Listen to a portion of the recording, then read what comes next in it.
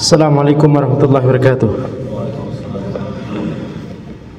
Alhamdulillahirabbil alamin, wassalatu wassalamu ala sayyidina Muhammadin wa ala alihi wa sahbihi ajma'in. Amma ba'd.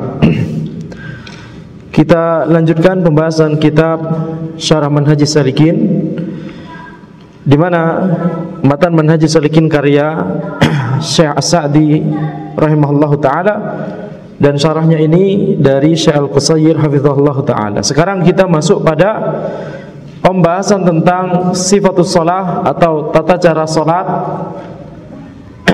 dari awal hingga akhir, akan dijelaskan oleh penulis dan pensyarah. Kita mulai dari perkataan penulis, yustahabbu ayyatiya ilaiha bisakinatin wa waqar. Disunahkan untuk menuju masjid untuk melaksanakan salat dengan sakinah dan tenang, dengan berjalan secara sakinah dan waqar, dua-duanya maknanya tenang. Wa hadha huwa ahammu adabil masyi ila shalah. Syekh Al-Qusair hafizahullah beliau menjelaskan, ini adalah adab berjalan menuju salat yang paling penting. Yaitu apa? Ketika kita berjalan menuju masjid untuk melaksanakan ibadah salat, harus berjalan dengan tenang. Wa daliluhu hadithu Abi Hurairah anna Nabiy sallallahu alaihi wasallam qaal, dan dalilnya adalah hadis Abu Hurairah bahwa Nabi Muhammad sallallahu alaihi wasallam bersabda, "Idza uqimatis shalah fala ta'tuha tas'aun wa'tuha tamshuna wa 'alaikumus sakinah fama adraktum fasallu wa ma fatakum faatimmu." Akhrajahu al-Bukhari wa Muslim. Ketika ditegakkan salat, maka janganlah mendatanginya dengan berlari. Ya, fala ta'tuha tas'aun, janganlah mendatanginya sembari berlari, akan tetapi wa'tuha tamshun, akan tapi datangilah dengan cara berjalan, wa alaikumus sakinah, dan engkau tenang ketika berjalan tersebut, harus berjalan secara sakinah. Fama adraktum fasallu wa ma fatakum faatimmu, apa yang engkau dapati dari salat tersebut maka salatlah, dan apa yang tidak engkau dapati maka lengkapilah, yakni masbuk. Hadis ini diriwayatkan oleh Al-Bukhari dan Muslim. Fa idza dakhala al-masjida qala bismillah wassalatu wassalamu ala Rasulillah Allahumma ighfir li dhunubi waftah li abwaaba rahmatik. Ketika seseorang masuk masjid, maka hendaknya dia mengucapkan doa bismillah wassalatu wassalamu ala Rasulillah, dengan menyebut nama Allah, dan salawat dan salam semoga Allah berikan kepada Rasulullah. Allahumma firli dhunubi, ya Allah ampunilah dosa-dosaku, waftahli abwaaba rahmatik, dan bukakanlah pintu-pintu rahmatku, bukakanlah pintu-pintu rahmatmu, yakni untukku. Bukakanlah untukku pintu-pintu rahmatmu. Maka hadis ini ya menunjukkan bahwa disunnahkan ketika seseorang memasuki masjid, memasuki yakni Baitullah, rumah Allah Subhanahu wa taala, maka disunnahkan untuk membaca doa ini. Wa yuqaddimu rijlahul yumna lidukhulil masjid, dan hendaknya orang tersebut mendahulukan kaki kanan ketika memasuki masjid, wal yusra lil khuruji minhu, dan mendahulukan kaki kiri ketika keluar dari masjid. Wa yaqulu hadza dzikr illa annahu yaqul waftah li abwaaba fadlik, dan ketika keluar masjid maka hendaknya mengucapkan zikir atau doa seperti yang tadi kita sebutkan, kecuali di dalam doa keluar masjid tersebut ada yang sedikit yang diubah. Kalau tadi mengucapkan waftah li abwaaba rahmatik, bukakanlah untukku pintu-pintu rahmatmu, sekarang kita membaca doanya waftahli abwaaba fadlik, bukakanlah untukku pintu-pintu keutamaanmu atau pintu-pintu karunia darimu atau keutamaan darimu. Itu semakna, di antara makna fadl di sini. Maka ini berdasarkan hadis Fatimah radhiyallahu anha qalat, berdasarkan hadis Fatimah radhiyallahu anha, beliau berkata, kana Rasulullah sallallahu alaihi wasallam idza dakhala al-masjid yaqul bismillah wassalamu ala Rasulillah Allahumma ighfir li dhunubi waftah li abwaaba rahmatik wa idza kharaja qala bismillah wassalamu ala Rasulillah Allahumma ighfir li dhunubi waftah li abwaaba fadlik. Akhrajahu Ibnu Majah. Itu hadis perkataan Fatimah radhiyallahu anha. Beliau menjelaskan bagaimana Rasulullah sallallahu alaihi wasallam ketika memasuki masjid dan ketika keluar dari masjid. Beliau berkata ketika memasuki masjid, bismillah dengan menyebut nama Allah, wassalamu ala Rasulillah, semoga salam tercurahkan kepada Rasulullah. Allahumma firli dzunubi waftah li abwaaba rahmatik. Ya Allah, ampunilah dosa-dosaku dan bukakanlah untukku pintu-pintu rahmatmu. Ya, ini doa yang sama seperti tadi ya. Wa idza kharaja qala, dan ketika keluar masjid maka ucapkanlah bismillah wassalamu ala Rasulillah Allahumma firli dzunubi waftah li abwaaba fadlik. Bismillah dengan menyebut nama Allah, semoga salam tercurahkan kepada Rasulullah. Ya Allah, ampunilah dosa-dosaku dan bukakanlah untukku pintu-pintu karuniamu atau pintu-pintu keutamaanmu. Diriwayatkan oleh Ibnu Majah. Ya, maka ini adalah doa yang ada, ya, doa yang ma'thur, ya, doa yang ada atharnya, ada hadisnya, menunjukkan kepada kita bahwa ada doanya setiap masuk dan keluar masjid. Wa akhrajahu Tirmidzi anha bilafzi, At-Tirmidzi meriwayatkan dari Fatimah radhiyallahu anha dengan lafaz kana Rasulullah sallallahu alaihi wasallam idza dakhala qala rabbi ighfirli dzunubi waftah li abwaaba rahmatik. Ya Allah, ampunilah dosa-dosaku. Kalau tadi menggunakan lafaz Allahumma ighfirli dzunubi, kalau sekarang rabbi ighfirli dzunubi, ya maknanya sama. Wahai Rabbku, ampunilah dosa-dosaku dan bukakanlah untukku pintu-pintu rahmatmu. Wa idza kharaja qala rabbi ighfirli dzunubi waftah li abwaaba fadlik. Dan ketika Nabi Muhammad sallallahu alaihi wasallam keluar masjid, maka beliau berkata, ya Allah, ampunilah dosa-dosaku dan bukakanlah untukku pintu-pintu keutamaan darimu. Wa qala Tirmidzi hadits hasan wa laisa isnaduhu bimuttasil. At-Tirmidzi rahimahullah beliau menjelaskan bahwa ini adalah hadis hasan tetapi sanadnya tidak muttasil, yakni tidak bersambung. Wallahu a'lam, mungkin At-Tirmidzi merasa bahwa ini hadis yang sebenarnya dhaif tapi dhaifnya tidak begitu parah sehingga bisa saling menguatkan menjadi hasan li ghairihi. Wa an Abi Humaid atau an Abi Usaid anna Nabiy sallallahu alaihi wasallam qala, Nabi Muhammad sallallahu alaihi wasallam bersabda, idza dakhala ahadakumul masjid falyaqul Allahumma iftah li abwaaba rahmatik wa idza kharaja falyaqul Allahumma inni as'aluka min fadlik. Akhrajahu Muslim. Nabi Muhammad sallallahu alaihi wasallam bersabda, ketika salah seorang dari kalian memasuki masjid maka ucapkanlah, ya Allah, bukakanlah untukku pintu-pintu rahmatmu. Dan ketika keluar, Nabi Muhammad SAW bersabda, ketika keluar, ini perintah berarti ya, di lafaz ini, idza dakhala ahadukumul masjid falyaqul, jika salah seorang dari kalian masuk masjid maka katakanlah. Ini berarti kalau dari tadi hadisnya menyebutkan tentang amalan Nabi Muhammad SAW, perbuatan Nabi Muhammad SAW, ya. Tapi kalau di hadis ini lafaznya adalah Nabi Muhammad SAW memerintahkan, ketika salah seorang dari kalian masuk masjid maka ucapkanlah, falyaqul. Maka ini adalah fi'il amr, perintah. Jadi bedakan antara kedua redaksi ini berbeda sekali secara fikih. Kalau redaksinya adalah seorang sahabat meriwayatkan perbuatan Nabi Muhammad SAW, maka hukum asalnya adalah sunnah, bukan wajib. Ya, hukum asal perbuatan Nabi Muhammad SAW adalah sunnah, bukan wajib. Ya, itu hukum asalnya. Bisa berubah hukumnya. Ada yang wajib, bisa berubah menjadi wajib, bahkan bisa berubah menjadi haram bagi kita. Seperti kekhususan Nabi Muhammad SAW, nikah lebih dari 4 wanita, kemudian hal-hal yang lain lagi, gitu ya. Jadi, atau meyakini wajibnya sholat malam. Nah, sholat malam itu wajib bagi Nabi Muhammad SAW. Akan tapi bagi selain beliau, maka tidak boleh meyakini wajibnya, karena hukumnya sunnah. Maka kita lihat di sini ya, kalau perbuatan Nabi Muhammad SAW hukum asalnya sunnah. Akan tapi di riwayat yang baru saja kita bacakan, kita lihat ini sabda Nabi Muhammad SAW. Kalau tadi perkataannya Fatimah, kalau sekarang sabda Nabi Muhammad SAW. Dan beliau dalam hadis ini beliau memerintahkan, falyaqul, hukum asal perintah adalah wajib, kecuali ada petunjuk bahwa itu sunnah, atau bahwa itu mubah, atau bahwa itu haram, karena ancaman misalkan, ya. Jadi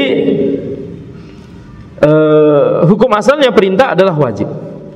Akan tetapi ya, Allahu a'lam, karena ini adalah yakni kalimat doa dan zikir, maka para ulama menjelaskan ini hukumnya sunnah, sehingga ada indikasi bahwa atau qarina, ada indikasi yang membuat hukum asal yang wajib tadi, perintah hukum asal yang wajib menjadi sunnah.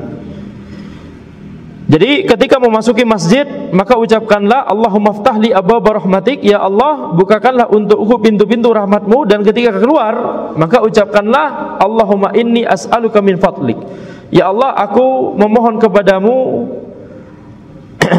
ya Allah aku memohon karunia darimu, atau memohon keutamaan darimu. Akhrajahu Muslim, diriwayatkan oleh Al-Imam Muslim rahimahullahu taala. Ya, jadi ini adalah adab ketika mendatangi masjid dan masuk masjid, kemudian keluar masjid. Kemudian tentunya tadi disebutkan terkait mendahulukan kaki kanan ketika memasuki masjid dan mendahulukan kaki kiri ketika keluar masjid. Maka pensyarah di sini Syekh Al-Qusayr hafizahullah tidak menyebutkan dalilnya, ya, karena dalilnya sebenarnya sudah disebutkan di bab sebelumnya tentang taharah, ya, yaitu perkataan Aisyah radhiyallahu anha bahwa Nabi Muhammad sallallahu alaihi wasallam yuhibbut tayammun fi tana'ulihi wa tarajjulihi wa tuhurihi wa fi sya'nihi kulli. Nabi Muhammad sallallahu alaihi wasallam mencintai untuk mendahulukan yang kanan ketika beliau memakai sandal beliau, bersisir, kemudian ketika melakukan taharah, dan dalam perkara-perkara beliau yang lain. Tapi hadis tersebut dengan catatan perkara tersebut maksudnya adalah dalam perkara yang tidak berupa sesuatu yang dikonotasikan dengan kotoran atau tempat yang lebih tidak mulia gitu, ya. Seperti toilet dikonotasikan dengan benda najis, betul. Kemudian yakni tempat yang kotor misalkan. Maka kalau kita memasuki toilet, maka didahulukan kaki kiri. Ketika keluar, didahulukan kaki kanan. Taib. Fa idza qama ila shalah qala Allahu akbar. Sekarang penulis matan, yakni Syekh As-Sa'di rahimahullah, beliau masuk pada tentang ibadah salat itu sendiri. Kalau tadi kan muqaddimahnya, yakni adab mendatangi masjid, adab memasuki masjid, adab keluar masjid. Sekarang ketika orang mau sholat, maka dia berdiri dan dia ucapkan Allahu Akbar, mengucapkan takbiratul ihram. Wa hadhihi takbiratul ihram. Inilah yang kita sebut sebagai takbiratul ihram. Al-ihram maksudnya adalah yakni kita memasuki ibadah sholat, sehingga yang sebelumnya boleh menjadi haram dilakukan ketika sholat, seperti makan, seperti bicara, begitu, ya. Jadi itu mengapa di sini takbirnya, kalimat takbirnya disebut takbiratul ihram. Wa qad ja'al amru biha fi hadithi Abi Hurairah radhiyallahu anhu anna Nabiy sallallahu alaihi wasallam qala, ya, telah datang perintah untuk melakukan takbiratul ihram di hadis Abu Hurairah radhiyallahu anhu bahwa Nabi Muhammad sallallahu alaihi wasallam bersabda, "Idza qumta ila sholati fakabbir." Jika engkau berdiri untuk salat, yakni hendak mengerjakan salat, maka bertakbirlah. Tsumma qra' ma tayassara ma'aka minal Qur'an. Kemudian bacalah apa yang mudah bagimu dari Al-Qur'an. Yakni dilanjutkan dengan membaca Al-Fatihah dan surat. Nanti dibahas insyaallah. Akhrajahul Bukhari wa Muslim. Ini adalah hadis muttafaqun alaih, hadis sahih. Jadi diawali dengan takbiratul ihram, dan ini rukun, ya, rukun pertama. Penulis tidak membahas secara terperinci, tidak seperti kitab-kitab fikih biasanya begitu ya, memerinci rukun solat apa saja, wajib solat apa saja, sunnah-sunnah solat apa saja dan seterusnya. Karena ini adalah untuk pemula. Ya, jadi untuk pemula, bahkan Syekh Sa'di rahimahullah sebenarnya memikirkan ketika beliau menulis matan Manhajus Salikin ini adalah untuk anak kecil ya. Tapi kemudian tentunya banyak para ulama yang kemudian mensyarah bahkan untuk orang-orang dewasa. Ya, dibahas di Masjidil Haram, jamaahnya orang-orang dewasa dan seterusnya. Jadi itu mengapa di sini penulis langsung menyebutkan tata cara solat secara keseluruhan, dicampur yang rukun, yang wajib, yang sunnah, gitu ya, supaya tidak bingung ketika solat. Nah, ini yang harus kita lakukan. Adapun nanti kalau kita mau mengetahui perinciannya, mana yang rukun, mana yang wajib, mana yang sunnah, maka itu nanti di jenjang berikutnya. Jadi kita lihat, ini yang pertama yang disebutkan adalah takbiratul ihram. Kemudian penulis Syekh Sa'di rahimahullah beliau melanjutkan, wa yarfa'u yadayhi ila hadfi mankibai au ila syahmati udhunai fi arba'ati mawadhi'. Ketika melakukan takbir, maka seseorang tersebut, orang yang mengerjakan sholat tersebut, hendaknya mengangkat kedua tangannya sampai setinggi bahunya atau setinggi daun telinganya. Setinggi bahu, ya seperti ini, atau setinggi daun telinga. Jadi antara kedua hal tersebut. Kemudian kapan mengangkat kedua tangan seperti ini? Di 4 tempat. Di 4 tempat. Jadi ketika takbir ada 2 hal yang kita lakukan. Mengucapkan kalimat takbir itu sendiri, Allahu Akbar, kemudian mengangkat kedua tangan. Jadi ada ucapan dan ada perbuatan. Ucapannya adalah mengucapkan kalimat takbir Allahu Akbar, perbuatannya mengangkat kedua tangan. Nah, mengangkat kedua tangan itu ada di 4 tempat ketika sholat. Yang pertama, inda takbiratul ihram.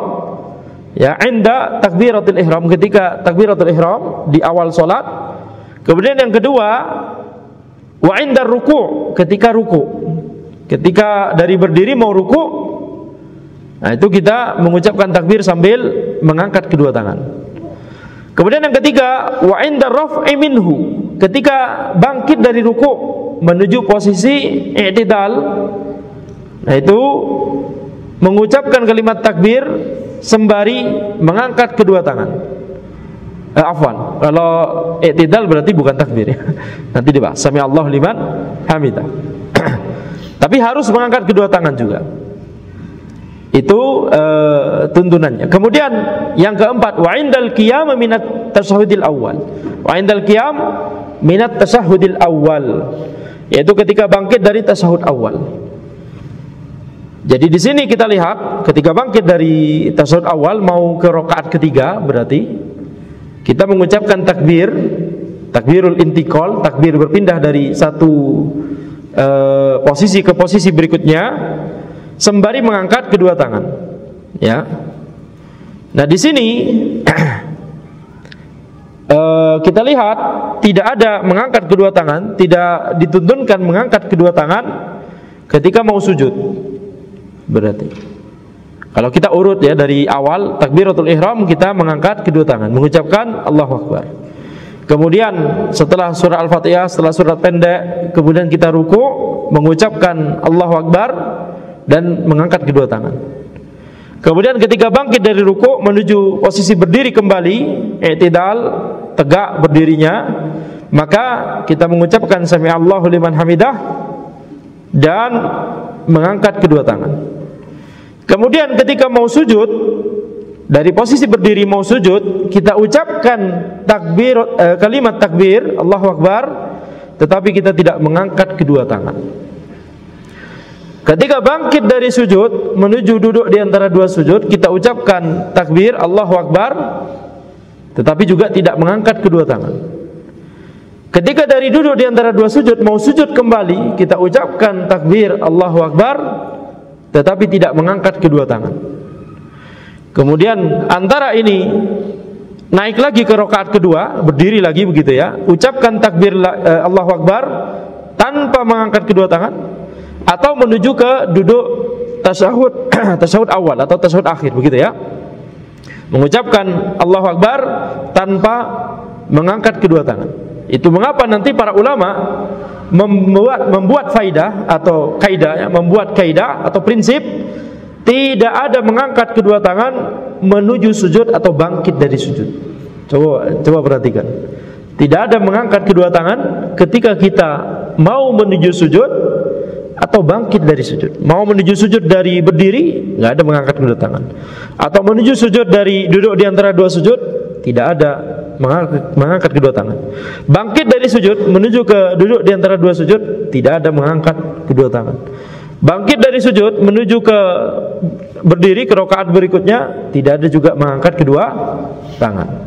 Tapi kalau kita habis sujud kemudian duduk tasyahud awal, kemudian setelah tasyahud awal tentunya lanjut ke rakaat ketiga. Nah, ini ketika bangkit ke rakaat ketiga itu kan bukan berarti dari sujud, tapi dari duduk, betul tidak? Ada mengangkat kedua tangan. Baik. Jadi ini adalah tempat-tempat di mana kita mengangkat kedua tangan, cuma ada di 4 tempat kata Syekh Sa'di rahimahullah. Yaitu pertama ketika takbiratul ihram, yang kedua ketika mau ruku, yang ketiga ketika bangkit dari ruku, dan yang keempat ketika bangkit dari tasyahud awal. Bagaimana dengan ketika bangkit dari tasyahud akhir?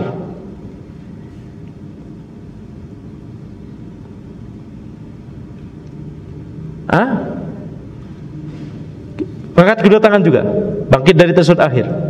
Baik, ada jawaban yang lain? Bangkit dari tasyahud akhir ya Nabil. Salam ya Nabil. Habis tasyahud akhir. Masbuk, tayyib. Tayyib ya, bisa mencari. Masbuk. Nah, itu bukan tasyahud akhir bagi dia. Tayyib, barakallahu fikum. Jadi kita lihat lanjut ya. Kama sahat bidzalika al ahaditsu anin Nabi sallallahu alaihi wasallam. Sebagaimana telah sahih hadis-hadis tentang masalah tersebut dari Nabi Muhammad sallallahu alaihi wasallam. Ja'a dzalika fi iddati ahadits minha, ya, hadis tentang mengangkat kedua tangan itu disebutkan di beberapa hadis, di antaranya adalah hadis Ibnu Umar anna Nabiy sallallahu alaihi wasallam kana yarfa'u yadayhi hazwa mankibaihi idza iftataha as-shalah. Hadis Ibnu Umar radhiyallahu anhuma bahwa Nabi Muhammad sallallahu alaihi wasallam mengangkat kedua tangan beliau setinggi bahu beliau ketika beliau mengawali salat, membuka salat. Ini berarti takbiratul ihram. Wa idza kabbara liruku', kemudian beliau juga mengangkat kedua tangan beliau sallallahu alaihi wasallam ketika bertakbir menuju ruku'. Wa idza rafa'a ra'sahu minar ruku', kemudian beliau juga mengangkat kedua tangan ketika mengangkat kepala beliau dari ruku', yakni bangkit dari ruku' menuju i'tidal. Rafa'ahuma kadzalik, beliau mengangkat kedua tangan sebagaimana sebelumnya. Wa kana la yaf'alu dzalika fis sujud, dan beliau tidak melakukan hal tersebut ketika sujud. Yani ketika menuju sujud dan ketika bangkit dari sujud. Akhrajahul Bukhari wa Muslim, diriwayatkan oleh Al-Bukhari dan Muslim. Wa fi riwayatin lil Bukhari wa idza qama min ar-rak'atain rafa'a yadayhi. Dalam sebuah riwayat dari Al-Bukhari rahimahullah, Ibnu Umar radhiyallahu anhuma menjelaskan wa idza qama min ar-rak'atain rafa'a yadayhi. Ketika beliau sallallahu alaihi wasallam bangkit dari 2 rakaat, yakni dari duduk tasyahud awal, maka beliau mengangkat kedua tangan beliau. Wa an Malik ibn al-Huwairits anna Rasulullah sallallahu alaihi wasallam kana idza kabbara rafa'a yadayhi hatta yuhadhi bihima udhunayhi wa idza raka'a rafa'a yadayhi hatta yuhadhi bihima udhunayhi wa idza rafa'a ra'sahu min ar-ruku' faqala sami'allahu liman hamidah fa'ala mithla dzalik. Akhrajahu Muslim. Dari Malik ibn al-Huwairits, beliau berkata bahwa Rasulullah sallallahu alaihi wasallam ketika beliau bertakbir, beliau mengangkat kedua tangan beliau sampai setinggi kedua telinga beliau. Ya, jadi kalau tadi hadisnya Ibnu Umar sampai setinggi bahu, kalau ini sampai setinggi telinga. Ya, itu mengapa tadi bisa ada 2 versi tadi. Dan ketika beliau ruku, beliau mengangkat kedua tangan beliau sampai setinggi kedua telinga beliau. Dan ketika beliau mengangkat kepala beliau dari ruku', maka beliau mengucapkan sami Allahu liman hamidah. Ya, Allah Subhanahu wa taala mendengar orang yang memuji Allah. Allah Subhanahu wa taala mendengar orang yang memujinya. Dan tentunya ini mengucapkannya sami Allahu liman hamidah, bukan sami Allahu liman hamidah. Tidak ada alif setelah ha. Baik, ana pernah mendengar yakni ada orang yang mengucapkan demikian, itu kesalahan ya. Sami Allahu liman hamidah. Haknya jangan panjang. Maka ketika bangkit dari rukuk, maka mengucapkan sami Allahu liman hamidah, dan beliau melakukan yang sama seperti tadi, yaitu mengangkat kedua tangan beliau sampai telinga. Ya, akhrajahu Muslim, diriwayatkan oleh Muslim. Wa yada'u yadahu al-yumna 'ala al-yusra fawqa surratihi aw tahtaha aw 'ala sadrihi. Kemudian ketika beliau berdiri sallallahu alaihi wasallam, ini perkataan Syekh Sa'di, berarti bukan hadis tapi menunjukkan tata cara salat secara umumnya.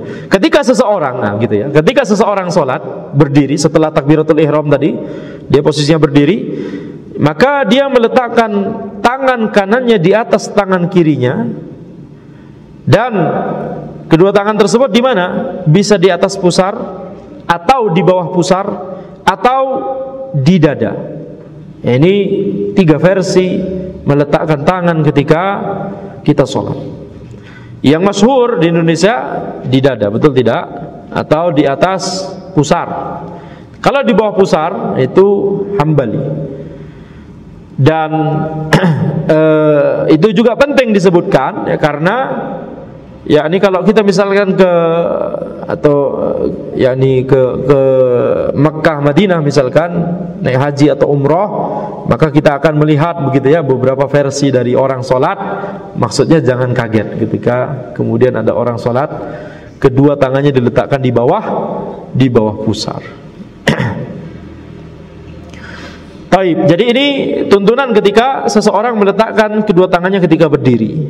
Wada'al yadal yumna 'alal yusra, atau wad'ul yadil yumna 'alal yusra thabitun fi ahadits katsirah. Ya, diletakkannya tangan kanan di atas tangan kiri itu disebutkan di banyak hadis. Wa minha hadits Wa'il bin Hujr al-ati. Di antaranya adalah hadis Wa'il bin Hujr, bukan Hajar. Wa'il bin Hujr yang akan disebutkan berikutnya atau disebutkan sebentar lagi insyaallah. Amma wad'ul yadain tahta surrah fa fihi Ali. Adapun diletakkannya kedua tangan di bawah pusar. Jadi beliau akan menyebutkan satu persatu di sini ya. Diletakkannya tangan kanan di atas tangan kiri, nanti hadisnya disebutkan hadis Wa'il. Adapun sekarang diletakkan kedua tangan tersebut di bawah pusar. Apa dalilnya? Dalilnya adalah hadis Ali. Minas sunnati wad'ul kaffi 'alal kaffi fi sholati tahta surrah. Ali radhiyallahu anhu beliau berkata, termasuk sunnah adalah meletakkan telapak tangan di atas telapak tangan, yakni telapak tangan kanan di atas telapak tangan kiri fi shalat, dalam salat tahta surrah, di bawah pusar. Akhrajahu Abu Dawud, dikeluarkan oleh Abu Dawud. Wa dha'afahu al-Baihaqi, tetapi didhaifkan oleh Al-Baihaqi. Hadis ini didhaifkan oleh Al-Baihaqi. Al-Baihaqi Asy-Syafi'i. Itu mengapa mazhab Syafi'i tidak berpendapat dengan pendapat ini di bawah pusar. Wa Ibnu Hajar fi Fathil Bari, dan kemudian juga didhaifkan oleh Ibnu Hajar Al-Asqalani rahimahullah di Fathul Bari. Ibnu Hajar Asy-Syafi'i juga. Ya, jadi hadisnya memang diperselisihkan. Walaupun sahih pun, perkataan minas sunnah juga diperselisihkan. Apakah ketika sahabat mengucapkan minas sunnati kadza wa kadza, termasuk sunnah adalah begini dan begitu. Ada ulama yang tidak kemudian langsung mau mengambil hadis ini sebagai hujjah. Mengapa? Karena tidak disebutkan ini sunnahnya siapa, gitu ya. Ini sunnah itu kebiasaan. Ini atau bisa bermakna kebiasaan, bisa bermakna tuntunan Nabi sallallahu alaihi wasallam, sunnah Nabi sallallahu alaihi wasallam, tuntunan atau ajaran Nabi sallallahu alaihi wasallam, atau bisa berupa kebiasaan. Minas sunnati kadza wa kadza, termasuk kebiasaan kami dulu begini dan begitu. Nah, kalau kebiasaan berarti tidak bisa kita pastikan itu benar-benar ada dalilnya atau tuntunannya dari Nabi Muhammad sallallahu alaihi wasallam. Sebagian ulama berpendapat demikian. Baik, sebagian ulama berpendapat demikian. Sehingga memang ini termasuk perkara yang diperselisihkan oleh para ulama. Tetapi kita lihat tadi ya, sebagian ulama mensahihkan hadis ini atau minimal bisa dijadikan sebagai hujjah, bisa diamalkan. Itu mengapa? Bahkan misalkan ya para ulama besar kontemporer begitu ya, seperti misalkan Syekh Sathri pernah terlihat di bawah pusar, Syekh Fauzan pernah terlihat meletakkan di bawah pusar begitu ya. Jadi ini memang perkara khilafiyah. Taib. Kemudian wa amma wad'uhuma 'ala sadr, adapun diletakkannya kedua tangan di atas dada sini ya, di cara yang seperti biasa begini ya, betul tidak? Kebanyakan kita sholat begini, betul? Ada yang agak di bawah dikit, tapi jarang yang di bawah pusar, betul? Karena jarang di Indonesia seperti itu. Tapi yang paling banyak di sini, betul? Nah, itu dalilnya adalah sebuah hadis. Fali hadithi Wa'il bin Hujr, hadis Wa'il bin Hujr yang tadi disebutkan. Hadis Wa'il bin Hujr qala, beliau berkata, "Shallaitu ma'a Rasulillah sallallahu alaihi wasallam."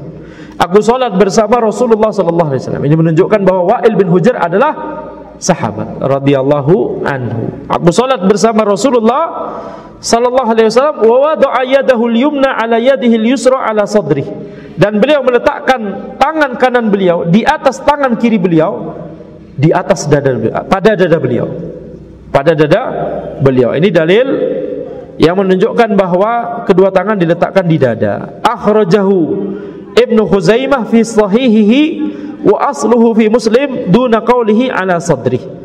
Hadis ini dikeluarkan oleh Ibnu Khuzaimah di kitab beliau Sahih Ibnu Khuzaimah, dan asalnya hadis ini ada di Muslim tanpa perkataan ala sadrihi, tanpa perkataan pada dada, gitu ya. Baik. Kemudian setelah takbiratul ihram, tentunya berdiri dulu, kemudian takbiratul ihram, tentunya menghadap kiblat dulu, betul tidak? Tentunya wudu dulu. Kalau kita ya kejar terus, maka balik lagi ke bab sebelumnya tentang ya taharah dan seterusnya. Baik, jadi takbiratul ihram, kemudian meletakkan kedua tangan tadi salah satu di antara tiga posisi, di dada atau di atas pusar atau di bawah pusar. Kemudian mengucapkan doa iftitah, wa yaqulu subhanakallahumma wa bihamdik wa tabarakasmuk wa ta'ala jadduk wa la ilaha ghairuk. Ini salah satu versi dari doa iftitah. Ada beberapa versi. Subhanakallahumma wa bihamdik, maha suci Allah, maha suci engkau ya Allah, dan wa bihamdik, dan yakni maha suci engkau dengan segala sifat-sifat terpujimu. Wa tabarakasmuk, maha tinggi dan maha mulia dan maha agung namamu. Wa ta'ala jadduk, dan maha tinggi kebesaranmu, wala atau kekuasaanmu, ya, kebesaran dan kekuasaanmu. Wala ilaha ghairuk, dan tidak ada Tuhan yang berhak diibadahi kecuali engkau. Ini satu versi dari doa iftitah. Wa hadza du'aul istiftah. Ini adalah doa istiftah atau iftitah, ya, bisa kedua-duanya. Wa dalla alaihi haditsu Abi Sa'id anna Nabiy sallallahu alaihi wasallam kana idza iftataha shalah qala. Ya, dalil dari versi doa iftitah yang baru saja kita bacakan itu adalah hadis Abu Sa'id Al-Khudri radhiyallahu anhu, bahwa Nabi Muhammad sallallahu alaihi wasallam ketika beliau mengawali salat, beliau berucap subhanakallahumma wa bihamdik wa tabarakasmuk wa ta'ala jadduk wa la ilaha ghairuk, yang tadi gitu ya. Akhrajahu Abu Dawud wa Tirmidzi wa Nasa'i wa Ibnu Majah wa qala Tirmidzi ashharu haditsin fil bab wa qad takallama fi isnad wa qad tukallima fi isnadihi wa qala Ahmad la yasihhu hadzal hadits. At-Tirmidzi berkata ini adalah hadis yang paling masyhur di bab ini, akan tapi sebenarnya sanadnya itu dibicarakan oleh para ulama. Kemudian Imam Ahmad rahimahullah beliau berkata hadis ini tidak sahih. Ya, itu mengapa versi ini mungkin ya tidak masyhur atau kurang masyhur, walaupun itu yang dipilih oleh Syekh Sa'di rahimahullah di sini Mengingat ini adalah asyharu haditsin fil bab, hadis yang paling masyhur di bab ini. Wa an Umar annahu kana yajharu bihaula'il kalimat. Diriwayatkan juga dari Umar. Jadi kalau itu tidak sahih menurut Imam Ahmad dari Nabi Muhammad SAW, akan tapi ada riwayat dari Umar bin Khattab radhiyallahu anhu bahwa beliau menjaharkan kalimat-kalimat tadi ketika sholat, menjaharkan doa iftitah ketika sholat, subhanakallahumma bihamdik, sampai akhir ya, subhanakallahumma bihamdik wa tabarakasmuk wa ta'ala jadduk wa la ilaha ghairuk, akhrajahu Muslim. Ya, ini diriwayatkan oleh Muslim, yakni hadis bahwa Umar menjaharkan kalimat tersebut. Jadi yang mengucapkan siapa berarti? Umar radhiyallahu anhu. Tapi itu di Muslim, di Sahih Muslim. Kuat betul tidak? Jadi itu diantara alasan mengapa Syekh Sa'di kemudian memilih versi ini. Wa qala Ibnu Hajar fil Bulu, Ibnu Hajar Al-Asqalani Asy-Syafi'i rahimahullah, beliau berkata di dalam kitab beliau Bulughul Maram, rawahu Muslim bi sanadin munqati' wa Darqutni mausulan wa mauqufan. Diriwayatkan oleh Muslim dengan sanad yang terputus, ya. Karena ini di Sahih Muslim na'am, akan tapi dari Umar. Jadi bukan dari Nabi Muhammad SAW. Yang diklaim sahih adalah kalau dari Nabi Muhammad SAW. Tetapi fakta bahwa Imam Muslim memasukkan riwayat ini dari Umar di kitab Sahih beliau ini tentunya pemberat gitu ya, terhadap riwayat ini. Jadi walaupun sanadnya munqati, akan tetapi ya kita lihat Darqutni menyambung sanadnya. Di Sahih Muslim sanadnya terputus, tapi Darqutni menyambung sanad tersebut. Sebenarnya tidak terputus gitu maksudnya. Disambung oleh Darqutni, dilengkapi. Ya, mausulan wa mauqufan, dilengkapi sanadnya dan mauquf. Naam, itu dari Umar bukan dari Nabi Muhammad SAW. Itu makna mauquf. Mauquf itu dari sahabat. Ya, jadi Ad-Darqutni tadi kita lihat di Sahih Muslim memang sanadnya terputus.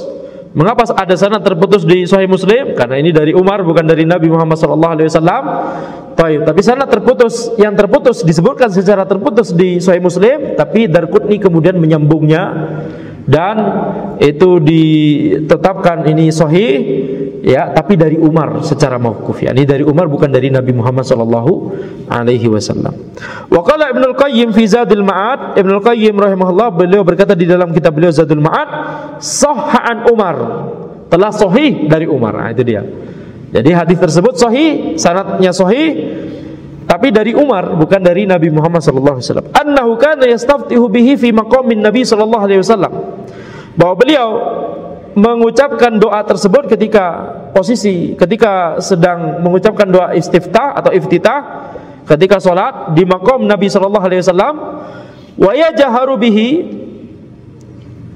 wa yu'allimuhun nas fi maqamin Nabi SAW. Wallahu a'lam, maksudnya adalah mungkin di tempat di mana Nabi Muhammad SAW memimpin sholat, yakni di Masjid Nabawi, Umar yang jadi imam. Ya, beliau menjaharkan doa iftitah, kemudian mengajarkan orang-orang dengan kalimat tadi, doa iftitah yang versi tadi. Wa huwa bihadzal wajhi fi hukmil marfu. Dan kalau posisinya seperti ini, Umar radhiyallahu anhu salat di tempatnya Nabi Muhammad sallallahu alaihi wasallam memimpin salat, ya, kemudian mengajarkan doa tersebut, versi tersebut kepada orang-orang, maka ini dihukumi marfu, dihukumi dari Nabi Muhammad SAW. yakni Umar pasti mempelajarinya dari Nabi Muhammad SAW. Ya. Taib. Walidha qala Ahmad, amma ana fa adhhabu ila ma ruwiya an Umar walau anna rajulan istaftaha bi ba'di ma ruwiya lakana hasanan. Itu mengapa Imam Ahmad berkata, walaupun tadi Imam Ahmad menyebutkan hadis yang dari Nabi SAW tidak sahih, betul tidak? Tapi hadis yang dari Umar sahih, maka itu mengapa Imam Ahmad berkata, adapun aku, maka aku berpendapat sesuai dengan apa yang diriwayatkan dari Umar. Tetapi kalau ada orang yang berdoa iftitah atau istiftah dengan sebagian versi yang diriwayatkan yang lain, sebagian versi yang lain, maka itu tidak mengapa. Maka itu tidak mengapa. Ini diantara yakni diantara ucapan yang memiliki beberapa versi, di antara yakni amalan ibadah yang ada beberapa versi, dan tidak mengapa bagi seseorang atau bahkan mungkin dianjurkan bagi seseorang untuk bervariasi dalam mengamalkannya. Terkadang mengucapkan versi yang ini, terkadang mengucapkan versi yang itu, dan seterusnya. Ya, jadi hendaknya kita bisa mengetahui beberapa versi dari doa iftitah. Yang baru saja kita bahas satu versi. Ya.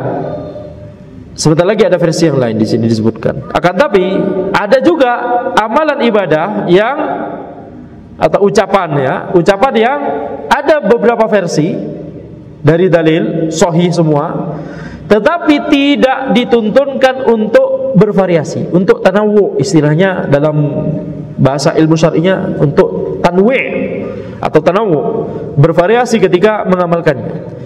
Ada beberapa versi tapi tidak dituntunkan untuk bervariasi dalam mengamalkannya. Apa contohnya? Azan. Azan Bilal dan azan Ibnu Abi Maktum, ini adalah dua versi azan yang sahih.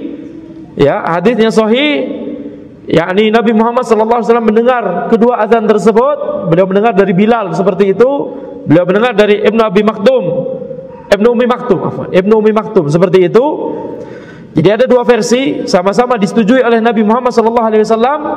Akan tetapi tidak dituntunkan untuk seseorang muadzin, misalkan azan maghrib pakai azan Bilal, azan isya pakai azan Ibnu Umi Maktum, subuh azan Bilal lagi, zuhur azan Ibnu Umi Maktum, dan seterusnya. Tidak dituntunkan. Kenapa? Karena di zaman Nabi Muhammad SAW, Bilal tetap azan dengan azan versi beliau, Ibnu Umi Maktum tetap azan dengan azan versi beliau, gitu ya. Jadi tidak dituntunkan untuk bervariasi. Ini satu dalil. Dalil yang kedua, maslahat dan madarat. Yani menghindari madarat di antara orang-orang. Nanti kalau orang-orang bingung begitu ya.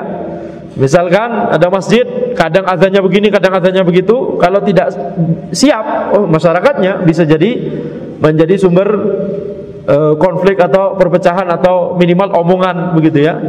Jadi tidak dituntunkan.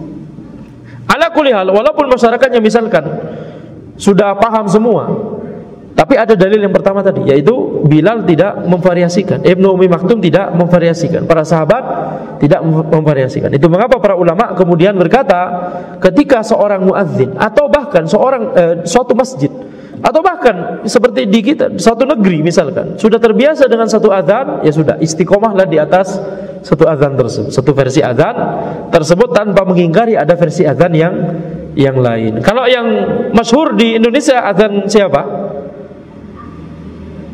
Azan Bilal atau azan Ibnu Umi Maktum? Azan Bilal. Taib. Nah sekarang ini satu versi doa iftitah yang baru saja dibahas. Sekarang penulis berkata, atau Syekh Sa'di rahimahullah, beliau berkata, "Au ghairuhu minal istiftahat al-waridah anin Nabi sallallahu alaihi wasallam." Au ghairuhu minal istiftahat al-waridah anin Nabi sallallahu alaihi wasallam, atau versi-versi yang lain dari doa istiftah yang itu diriwayatkan dari Nabi Muhammad sallallahu alaihi wasallam. Faunaka istiftahat ukhra waridah. Ya, jadi ada doa istiftah yang lain yang diriwayatkan, minha di antaranya adalah hadis Abi Hurairah radhiyallahu anhu qala, beliau berkata, kana Rasulullah sallallahu alaihi wasallam idza kabbara fi shalah yaqulu Allahumma ba'id baini wa baina khataayaya kama ba'adta bainal masyriq wal maghrib. Ya, Rasulullah sallallahu alaihi wasallam ketika beliau bertakbir ketika salat, takbiratul ihram, beliau bersabda, "Ya Allah, jauhkanlah antara aku dengan dosa-dosaku sebagaimana Engkau menjauhkan antara timur dan barat. Allahumma naqqini min khotaayaya kama yunaqqas thawbul abyad minad danas." Ya Allah, bersihkanlah aku dari dosa-dosaku sebagaimana pakaian putih dibersihkan dari kotoran. Allahumma ghsilni min khotaayaya bitsalji wal ma'i wal barat. Ya Allah, sucikanlah aku dari dosa-dosaku dengan salju dan air dan barat. Barat itu ya semacam hujan es. dari langit. Akhrajahul Bukhari wa Muslim, diriwayatkan oleh Al-Bukhari dan Muslim. Ini versi ya doa iftitah yang bahkan disebutkan di Al-Bukhari dan Muslim. Ada versi lain, apa? Antum yang tahu? Wajjahtu wajhiya lillahi. Itu hafal? Itu tahu ada versi itu? Itu dulu. Itu yang paling masyhur di Indonesia, betul tidak? Wajjahtu wajhiya lillahi fatras samawati wal arda ila akhir riwayat tersebut. Kemudian ada juga Allahu akbar kabira walhamdulillah katsira subhanallah bukratan wa asila, ya. Jadi itu ada beberapa versi memang, dan tidak masalah selama hadisnya sahih, maka tidak masalah untuk kita terkadang mengucapkan yang ini atau yang itu. Taib. Thumma yata'awwadz. Ya, thumma yata'awwadz wa yubasmil wa yaqra'ul Fatihah. Ya, kemudian orang tersebut yang sholat tadi mengucapkan kalimat ta'awudz, a'udzu billahi minasyaitonir rajim. Ayyaqul a'udzu billahi minasyaitonir rajim. Yani berkata, aku berlindung kepada Allah dari syaitan yang terkutuk. Liqaulillahi ta'ala. Dalilnya apa? Berdasarkan firman Allah Subhanahu wa taala, fa idza qara'tal Qur'ana fasta'idz billahi minasyaitonir rajim. Jika engkau membaca Al-Qur'an, maka berlindunglah kepada Allah dari syaitan yang terkutuk. Wali hadits Abi Sa'id Al-Khudri Al-Mutaqaddim, dan berdasarkan hadis Abu Sa'id Al-Khudri yang telah lalu, begitu ya. Lanjutannya tadi hadis Abu Sa'id itu belum selesai, lanjutannya ada, yaitu anna Nabiy sallallahu alaihi wasallam kana yaqulu ba'da takbir a'udzu billahi as-sami'il 'alim minasyaitonir rajim min hamzihi wa nafthihi wa nafthihi. Ini riwayat lain, versi lain dari kalimat ta'awudz. Bisa dengan mengucapkan kalimat yang kita insyaallah tahu semua, a'udzubillahi minasyaitonir rajim. Atau ada versi lain yang lebih panjang sedikit, yaitu yang disebutkan oleh Abu Sa'id Al-Khudri di sini. Nabi Muhammad sallallahu alaihi wasallam beliau bersabda setelah mengucapkan takbiratul ihram, yakni setelah juga doa istiftah atau iftitah, beliau bersabda, aku berlindung, a'udzubillahi minas sami'il alim. Aku berlindung kepada Allah, zat yang maha mendengar, zat yang maha mengetahui, minasyaitonir rajim, dari syaitan yang terkutuk, min hamzihi wa nafthihi wa nafthihi, dari hamzus syaitan itu maknanya penyakit gila yang disebabkan oleh syaitan. Ya, serangan dari syaitan sehingga menyebabkan orang mengalami penyakit gila atau bahkan kematian, itu hamzus syaitan namanya. Kemudian nafkhus syaitan itu maknanya adalah penyakit kiber yang dibisikkan oleh syaitan kepada seseorang. Ya, penyakit kiber, kesombongan yang dibisikkan oleh syaitan kepada seseorang. Kemudian nafthus syaitan, nun fa tha. Nafthus syaitan, nafth. Itu bermakna ya, kalimat-kalimat yang indah, yang melenakan, bisa syair, bisa puisi, bisa ya macam-macam. Syair hukum asalnya boleh-boleh saja. Ya, tapi kalau digunakan untuk melenakan, membuat, yakni digunakan oleh syaitan untuk membuat manusia bisa terlena dengan keharaman, dengan zina, dengan yakni lawan jenis yang haram, atau dengan khomer, atau dengan judi, macam-macam gitu ya, kalimat-kalimat yang melenakan, maka itu yang dimaksud dengan nafth. Termasuk juga musik, termasuk juga kalau musik memang hukumnya haram ya, tidak ada musik Islam karena hukumnya haram dari sananya. Musik itu hukumnya haram ya. 4 imam mazhab berpendapat semuanya yakni berpendapat haram ya. Jadi itu sendiri sudah melenakan. Kemudian yakni kalau mau tahu dalilnya, misalkan dalil di sahih ya, bahwa Nabi Muhammad SAW bersabda nanti di akhir zaman akan ada orang yang akan menghalalkan apa? Yang pertama zina, yang kedua sutra, yang ketiga alat musik, yang keempat khomer, ya, atau urutannya bisa terbalik. Taib. Jadi au kama qala.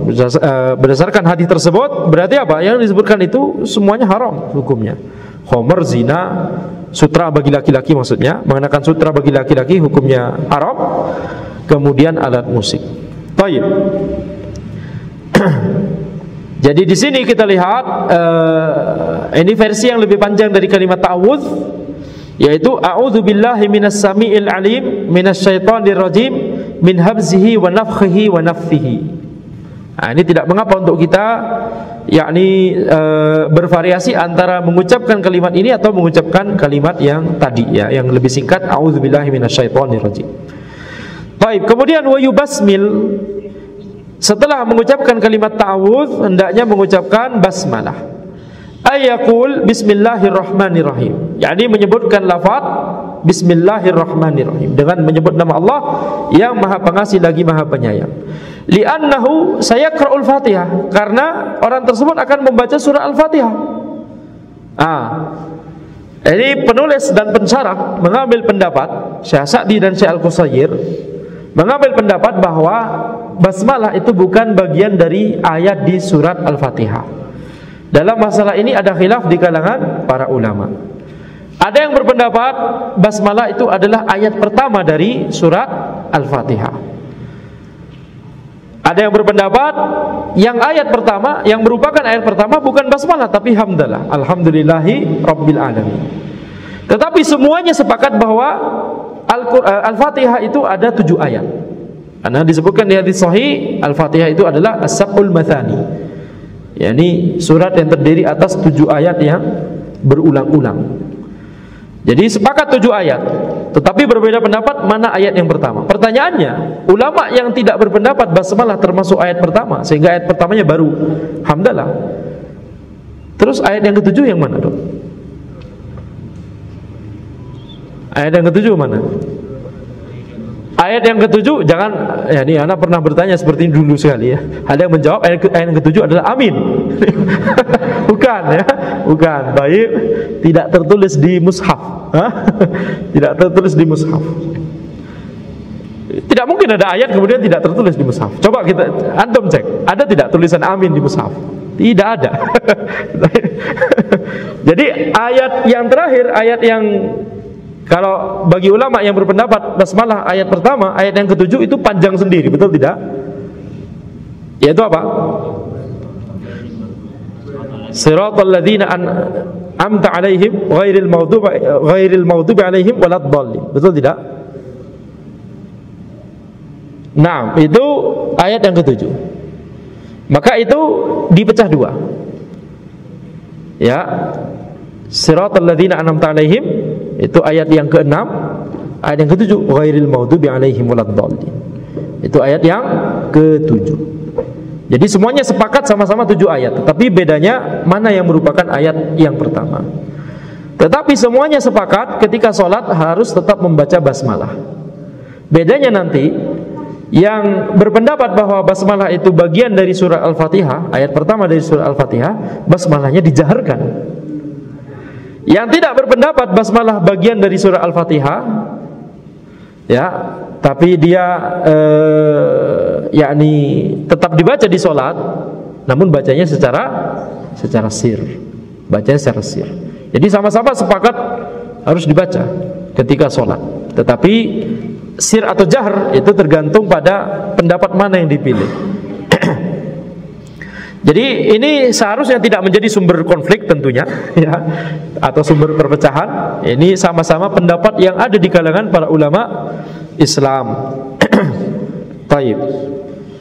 Sebagaimana kata orang, yang salah itu yang tidak sholat. Ya, kalau masalah ini benar kayak gitu, ya. Yang salah yang tidak sholat. Taib. Kita lihat di sini. Wala yajahru biha, hendaknya orang tersebut yang sholat tadi tidak menjaharkan basmalah. Ini berarti apa? Mengambil pendapat basmalah bukan ayat pertama. Li hadithi Anas, dalil yang digunakan oleh para ulama yang memilih pendapat tersebut adalah hadits Anas, anna Nabiy sallallahu alaihi wasallam wa Abu Bakrin wa Umar kanu yaftatihuna as-salata bilhamdilillahi rabbil alamin, akhrajahul Bukhari. Nah, bahwa Nabi Muhammad sallallahu alaihi wasallam dan Abu Bakar dan Umar mereka semua mengawali salat mereka dengan alhamdulillahirabbil alamin. Yani secara jahar, yang diucapkan secara jahar pertama kali adalah alhamdulillahirabbil alamin. Hadis yang diriwayatkan oleh Al-Bukhari, hadis sahih. Kemudian wali Muslim, berdasarkan hadis yang diriwayatkan oleh Imam Muslim, falam asma' ahadan minhum yaqra' bismillahirrahmanirrahim ay yaqra'uha jahran. Ya, Anas berkata, aku tidak mendengar satu pun dari mereka, Nabi Muhammad SAW, Abu Bakar, kemudian Umar, aku tidak mendengar satu pun dari mereka yang membaca bismillahirrahmanirrahim yakni secara jahar. Nah, ini hadis yang menjadi penguat para ulama yang memilih pendapat basmalah bukan ayat yang pertama. Tapi pendalilan para ulama yang memilih pendapat basmalah itu ayat pertama dari Al-Fatihah, pendalilan mereka adalah bahwa di antaranya, di antara dalil, bukan semuanya tentunya, di antara dalilnya adalah itu dituliskan di mushaf. Itu dituliskan di mushaf, dan para sahabat tidak mungkin menulis sesuatu yang bukan ayat di mushaf Al-Quran. Contohnya tadi amin, tidak dituliskan di mushaf. Maka basmalah itu ayat pertama dari Al-Fatihah. Kenapa? Karena yakni dituliskan di awal surah Al-Fatihah. Ala kulli hal, kalau ana pribadi lebih cenderung pada pendapat yang disebutkan oleh penulis di sini, ya. Tetapi tentunya ini adalah khilaf, dan tentunya kalau kita buka mushaf, antum lihat surah Al-Fatihah, mana yang disebut ayat pertama Bismillahirrahmanirrahim. Bismillahirrahmanirrahim. Baik. Kemudian setelah orang tersebut membaca basmalah wa yaqra'ul Fatihah, hendaknya dia membaca Al-Fatihah.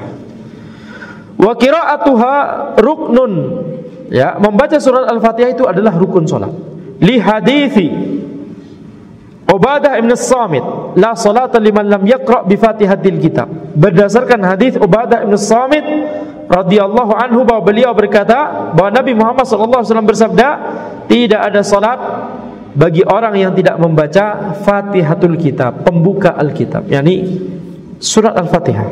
Akhrajahul Bukhari wa Muslim, diriwayatkan oleh Al-Bukhari dan Muslim. Wa yaqra'u ma'aha fi rak'atain al-ulayain minar rubaiyah wa thulathiyah suratan. Kemudian setelah membaca surat Al-Fatihah, hendaknya seseorang itu membaca di 2 rakaat pertama dari salat rubaiyah, salat 4 rakaat seperti zuhur dan asar dan isya. Kemudian juga 2 rakaat pertama dari salat thulathiyah, salat 3 rakaat yakni maghrib. Di 2 rakaat pertama membaca surat pendek setelah Al-Fatihah. Ay yaqra'u ma'al Fatihah fil fajr. Sebentar. Jadi bisa surat pendek atau sebagian surat, ya. Bisa sebagian pendek atau sebagian surat pendek atau sebagian surat saja, tidak seluruh surat. Baik. Yaqra'u ma'al Fatihah fil fajr wa fil raqatil ula wa tsaniyah min salati zuhur wal asr wal maghrib wal isya suratan aw ba'da suratin. Seseorang membaca setelah surat Al-Fatihah hendaknya membaca surat pendek atau sebagian surat, misalkan sebagian ayat di surah Al-Baqarah begitu, ya. Tidak perlu surah Al-Baqarahnya dibaca semua, tapi sebagian ayat saja, ayat kursi saja, atau sebagian ayat sebelumnya atau sebagian ayat setelahnya, atau ayat-ayat yang lain begitu, ya. Tidak masalah. Maka hendaknya orang tersebut membaca surat pendek atau sebagian surat tersebut di salat subuh, berarti seluruh rakaat di salat subuh. Kemudian wa fir raqatil ula wa tsaniyah min salatiz zuhur, di rakaat pertama dan kedua dari salat zuhur dan salat asar dan salat maghrib dan salat isya. Baik. Jadi 2 rakaat dari salat zuhur, 2 rakaat pertama dari salat zuhur, salat asar, salat maghrib, salat isya, berarti 4 salat, ya. Kemudian seluruh rakaat di salat subuh. Baik, afwan, ana mendengar ada orang berbicara, tolong diperkecil bicaranya atau tidak, jangan berbicara sama sekali, ini sedang kajian. Li hadithi Abi Qatadah qala kana Rasulullah sallallahu alaihi wasallam yusalli bina fayaqra'u fi adh-dhuhr wal 'ashr fi rak'atain al-ulayain bi Fatihatil kitab wa suratain. Ya, berdasarkan hadis Abu Qatadah bahwa beliau berkata, Rasulullah sallallahu alaihi wasallam salat bersama kami, kemudian beliau membaca di salat zuhur, salat asar, di 2 rakaat pertamanya apa yang dibaca? Fatihatil kitab wa suratain. Yaitu membaca Al-Fatihah dan 2 surat. yakni di 2 rakaat membaca 2 surat. 1 surat untuk rakaat pertama, 1 surat untuk rakaat kedua. Wa yusmi'unal ayata ahyanan, dan terkadang beliau memperdengarkan ayat yang beliau baca kepada kami. Zahirnya ini di salat yang sir, salat zuhur, salat asar, ya. Terkadang beliau memperdengarkan sebagian ayatnya, jadi dikeraskan sedikit. Wa kana yutawwilu ar-rak'atal ula min adh-dhuhri wa yuqassiru ats-tsaniyah. Beliau memanjangkan rakaat pertama dari zuhur dan memendekkan rakaat kedua. Maksudnya lebih pendek dari rakaat sebelumnya. Wa kadzalika fis subah. Demikian pula di salat subuh. Akhrajahul Bukhari wa Muslim. Diriwayatkan oleh Al-Bukhari dan Muslim. Ya, takunu fil fajri min tiwalil mufassal wa fil maghrib min qisarihi wa fil baqi min awsatihi. Ya, ini tuntunan tentang surat yang dibaca ketika salat subuh, membaca surat-surat yang termasuk tiwalul mufassal. Ya, surat-surat yang panjang. Wa fil maghrib min qisarihi, surat-surat yang pendek. Wa fil baqi min awsatihi, dan salat-salat yang lain, berarti selain salat subuh dan salat maghrib, membaca surat-surat yang pertengahan. Yaqra'u fil fajr min tiwalil mufassal li hadithi Abi Barzah. Li hadithi Abi Barzah. Ya. Beliau sallallahu alaihi wasallam membaca di salat subuh itu dari surat-surat yang tergolong tiwalul mufassal. Nanti dibahas apa yang termasuk surat apa yang termasuk tiwalul mufassal. Ya, beliau membaca di rakaat pertama dan rakaat kedua dari salat subuh itu dari tiwalul mufassal. Berdasarkan hadis Abu Barzah, kana Nabi sallallahu alaihi wasallam yaqra'u fi subah ma baina 60 ila 100 ayat. Nabi Muhammad sallallahu alaihi wasallam membaca di salat subuh antara 60 sampai 100 ayat. Masyaallah. Ya, 60 sampai 100 ayat. Ini sebagian orang di Indonesia kalau sampai ayatnya sampai 100 ayat, itu jamaahnya sudah mulai berdam-dam gitu ya. Gitu ya. Betul tidak? Isyarat banyak dikeluarkan ya. Ya, ini tidak boleh tentunya ya, harus bersabar. Tapi tentunya ya, imam juga harus memperhatikan kondisi jamaah. Tapi hukum asalnya kita lihat di salat subuh ya, membaca tiwalul mufassal. Kemudian tapi tentunya sekali lagi imam harus memperhatikan kondisi jamaah. Kalau kondisi jamaahnya belum siap, maka lebih baik tidak melaksanakan sunnah ini daripada kemudian menjadi ya alasan orang jadi malas ke masjid berjamaah. Ya, imamnya lama gitu ya. Ya, jadi harus mempertimbangkan maslahat dan madharat. Berbeda kalau misalkan jamaahnya santri-santri misalkan di pondok atau muda-muda, itu ya digas saja, betul tidak? Baik. Jadi kita lihat ini hadis diriwayatkan oleh Bukhari dan Muslim. Nabi Muhammad SAW di salat subuh membaca antara 60 sampai 100 ayat. Walima rawa Sulaiman bin Yasar an Abi Hurairah radhiyallahu anhu qala. Demikian pula hadis yang lain yang diriwayatkan oleh Sulaiman bin Yasar dari Abu Hurairah radhiyallahu anhu bahwa beliau berkata, "Ma shallaitu wara'a ahadin asbaha salatan bi Rasulillah sallallahu alaihi wasallam min fulan." Aku tidak salat di belakang seseorang yang lebih mirip salatnya dengan Rasulullah sallallahu alaihi wasallam daripada fulan. yakni menyebut nama orang tertentu. Qala Sulaiman, "Kana yutilu rak'atain al-ulayain fi adh-dhuhr wa yukhaffifu al-ukhrayain wa yukhaffifu al-'asr wa yaqra'u fil maghrib bi qisaril mufassal wa yaqra'u fil isya bi awsatil mufassal wa yaqra'u fis subah bi tiwalil mufassal." Ya, Sulaiman menjelaskan bagaimana tata cara salatnya orang tersebut yang disebut oleh Abu Hurairah paling mendekati salatnya Rasulullah sallallahu alaihi wasallam. Orang tersebut memanjangkan 2 rakaat pertama dari sholat zuhur, memendekkan 2 rakaat terakhir dari sholat zuhur, kemudian meringankan sholat asar, tidak lama-lama di sholat asar, kemudian membaca di sholat maghrib dengan Qisarul Mufassal, surat-surat yang termasuk Qisarul Mufassal, surat-surat pendek. Wa yaqra'u fil isya bi awsatil mufassal, membaca di sholat isya dengan surat-surat yang pertengahan. Wa yaqra'u fis subhi bi tiwalil mufassal, dan membaca di sholat subuh dengan surat-surat yang panjang. Akhrajahu an-Nasa'i wa Ibnu Majah, diriwayatkan oleh An-Nasa'i dan Ibnu Majah. Wa qala Ibnu Hajar fil Bulugh isnaduhu sahih. Ibnu Hajar Al-Asqalani Asy-Syafi'i, beliau berkata di kitab beliau Bulughul Maram, sanadnya sahih.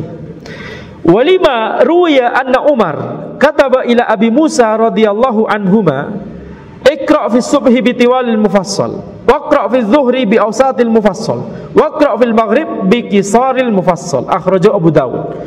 Umar radhiyallahu anhu, beliau menulis kepada Abu Musa Al-Asy'ari radhiyallahu anhuma, beliau berkata, bacalah di solat subuh dengan tiwalul mufassal, surat-surat yang panjang, dan bacalah di solat zuhur dengan awsatul mufassal, surat-surat yang pertengahan, dan bacalah di solat maghrib dengan qisarul mufassal, surat-surat yang pendek, diriwayatkan oleh Abu Dawud. Kemudian sekarang kita jelaskan, pensyarah menjelaskan apa yang dimaksud dengan tiwalul mufassal, awsatul mufassal, kemudian qisarul mufassal. Wa tiwalul mufassal min qaf ila amma yatasaalun. Ya, min qaf ila amma. Jadi tiwalul mufassal yang termasuk surat panjang itu adalah dari surat Qaf tercakup juga, sampai surat An-Naba. Ya, An-Naba, surat An-Naba tercakup juga, berarti itu termasuk panjang. Jadi ini yang termasuk panjang. Inilah yang dituntunkan untuk dibaca di sholat subuh. Jadi kalau ada imam kemudian di rakaat pertama baca Qaf dari awal sampai akhir, kemudian rakaat kedua, ya, yakni misalkan apa, An-Naba misalkan, atau surat-surat yang lain di antara keduanya, Qaf dan An-Naba termasuk juga, gitu ya. Maka itu yang sesuai dengan tuntunan Nabi Shallallahu Alaihi Wasallam. Ya, kita nggak boleh berdehem-dehem dan batuk-batuk dan gitu ya. Baik. Kemudian wa awsatul mufassal wa awsatuhu minan nazi'at ila duha. Surat yang termasuk pertengahan itu dari surat An-Nazi'at, surat An-Nazi'at termasuk juga, sampai surat Duha. Surat Duha termasuk juga. Itu termasuk pertengahan. Surat Duha pertengahan, digolongkan pertengahan. Kemudian wal baqi qisarhu, dan sisanya, yakni sisanya bukan sisanya yakni Al-Baqarah maksud, bukan ya. Sisanya sampai akhir maksudnya. Sisanya adalah surat-surat pendek. Jadi sisanya di sini maksudnya sisa sampai akhir. Al-Baqarah, Ali Imran bukan surat pendek, bukan ya. Sisanya termasuk surat pendek. Yakni setelah Ad-Duha apa? Setelah Ad-Duha. Ayo, na'am. Alam nashrah laka sadrak. Betul? Iya, na'am. Jadi itu tergolong surat pendek. Sampai An-Nas, ya, itu tergolong surat pendek. Na'am. Baik, jadi tetapi tentunya tidak menghalangi seseorang untuk misalkan membaca sebagian ayat di surat yang lain, seperti misalkan sebagian ayat di Ali Imran, sebagian ayat di An-Nisa, sebagian ayat di Maryam, sebagian ayat di Al-Kahfi dan seterusnya. Jadi ya ini apa namanya kebiasaan Nabi Muhammad SAW, termasuk sunnah beliau, akan tapi tidak wajib gitu maksudnya. Kalau dilaksanakan lebih baik. Kalau tidak dilaksanakan karena ingin bervariasi, terkadang membaca sebagian ayat dari Al-Baqarah misalkan, tidak mengapa. Atau tidak membaca di surat yang panjang dari Qaf sampai An-Naba tadi di sholat subuh, karena memperhatikan kondisi jamaah, ya tidak mengapa juga, gitu ya. Baik.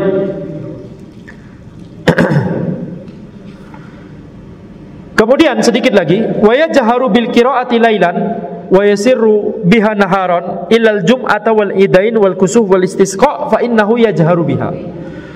Hendaknya seseorang itu menjaharkan bacaannya ketika malam dan mensirkan bacaannya ketika siang. Berarti yang sir apa saja? Zuhur dan asar saja. Selainnya jahar. Kecuali sholat Jumat, walaupun di siang hari dijaharkan. Sholat Id, dua sholat Id, Idul Fitri dan Idul Adha, dijaharkan, ya. Kemudian sholat kusuf, baik gerhana matahari atau gerhana bulan, mungkin tidak gerhana matahari di siang hari.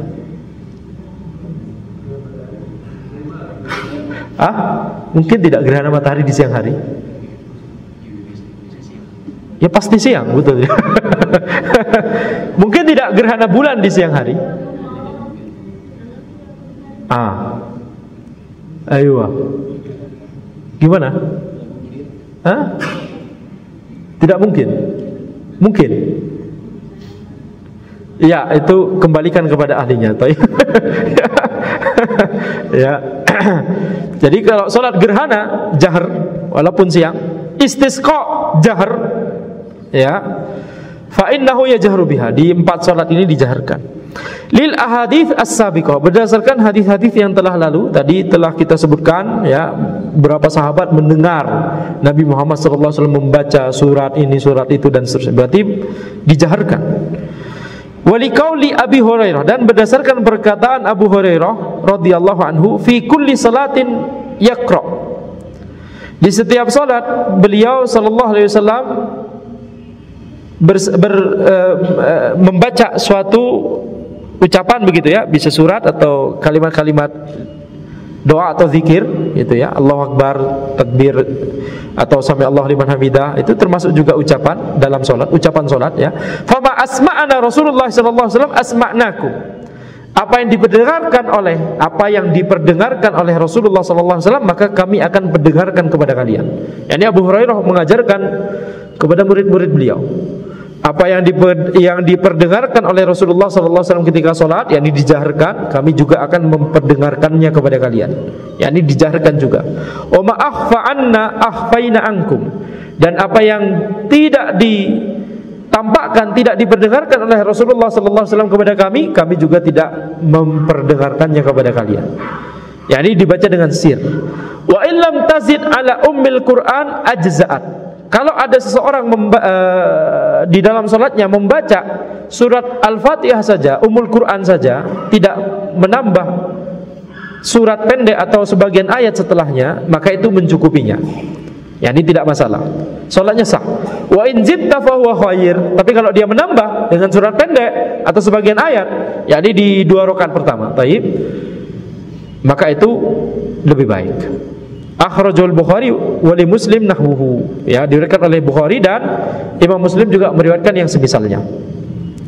Qala An-Nawawi fi Syarh Muslim, An-Nawawi rahimahullah, beliau berkata di syarah beliau terhadap Sahih Muslim, maknahu ma jahara fihi bil qiraah jaharna bihi. Apa yang beliau sallallahu alaihi wasallam jaharkan ketika salat, kami juga akan menjaharkannya. Wa ma asarra asrarna bihi. Perhatikan cara bacanya. Bagi tulab yang membaca atau yakni melihat kitab Arab gundulnya juga. Wa ma asarra asrarna bihi. Dan apa yang disirkan oleh beliau sallallahu alaihi wasallam, maka kami juga akan mensirkannya. Wa qad istama'atil ummatu 'alal jahri bil qira'ati fi raq'atay subhi wal jum'ah wal ulayain minal maghribi wal isya' wa 'alal israri fi dhuhr wal 'asr wa thalithatil maghrib wal ukhrayain minal isya'. Para yakni kaum muslimin, umat Islam telah bersepakat, ijma umat Islam semuanya bersepakat bahwa kita menjahar itu di 2 rakaat subuh. Di 2 rakaat subuh dijaharkan semua. Kemudian 2 rakaat sholat Jumat dijaharkan semua, baik Al-Fatihah ataupun surat setelahnya, begitu ya. Kemudian 2 rakaat pertama dari sholat Maghrib dan Isya dijaharkan, tapi sisanya tidak. Wa 'alal israr, kemudian juga umat Islam sepakat bahwa kita mengucapkan sir di mana? Di seluruh rakaat salat zuhur dan asar, seluruhnya sir. wa tsalitsatil maghrib, di rakaat ketiga di salat maghrib, wal ukhrayain minal isya, dan di rakaat 2 rakaat terakhir di salat isya. Ini insyaallah kita semua insyaallah sudah paham ya. Jadi mana yang jahar, mana yang sir, tetapi ini hukumnya sunnah. Kalau seseorang lupa, misalkan ya, salat maghrib sir, salat zuhur jahar, misalkan begitu ya, lupa, maka tidak masalah, salatnya tidak ya, ini salatnya sah gitu. Salatnya tidak mengapa ya, salatnya tidak sah. Ya, ini salatnya sah. Baik, tetapi tentunya kurang afdal. Yang lebih afdal adalah mengikuti tuntunan yang telah ditunjukkan oleh para sahabat di sini. Ini dari Nabi Muhammad SAW. Baik. Demikian yang bisa Anda sampaikan dalam pertemuan kita ya, membahas tentang panduan tata cara salat dari awal hingga akhir. Kita masih sampai di fase berdiri ketika sholat, betul tidak? Berikutnya kita akan membahas tentang ruku, insyaallah taala. Kemudian tentunya tentang i'tidal, kemudian sujud dan seterusnya hingga akhir, insyaallah taala. Baik.